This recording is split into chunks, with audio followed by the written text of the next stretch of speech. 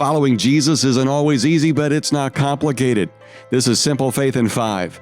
Each weekday, we take the teachings of Jesus combined with a spiritual discipline, and we grow our faith in 5-minute moments. Click subscribe to make sure that you don't miss a one of them.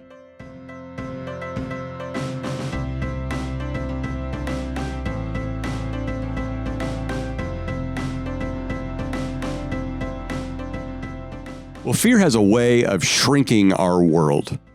Think about that. The moment that anxiety and adrenaline begins to churn, fear takes over and we stop imagining what could be and we focus only on what might go wrong.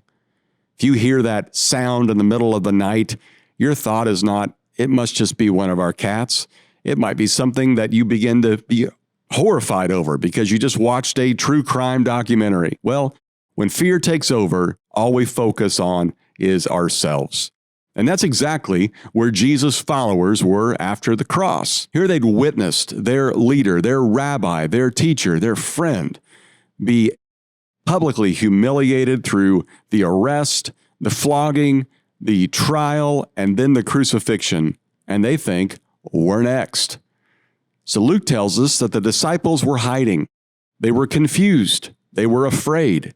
They assumed the worst. They feared the worst. All they could think about was themselves. In fact, they're not sitting around reminiscing about the good days with Jesus and somebody says, hey, didn't he say he'd be back in 3 days? We should go stand by the tomb. We should go count down. I bet this is going to change the world. All they're thinking about is, my life is over.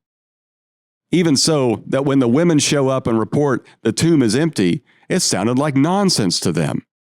They thought there's no way they got that right because of fear.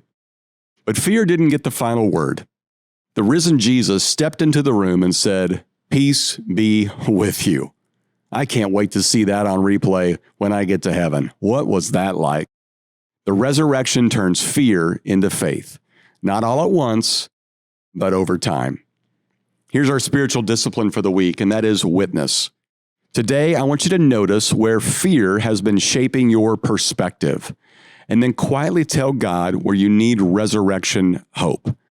That fear may be telling somebody else about Jesus. That fear may be inviting somebody into your life so you can share Jesus. But it starts with naming it. This is my fear. I need your resurrection hope. Witness isn't loud. It's not loud confidence, but it's choosing trust over fear. Well, thanks for joining us today. Pass this along to a friend, and we will see you next time. And as always, keep it simple.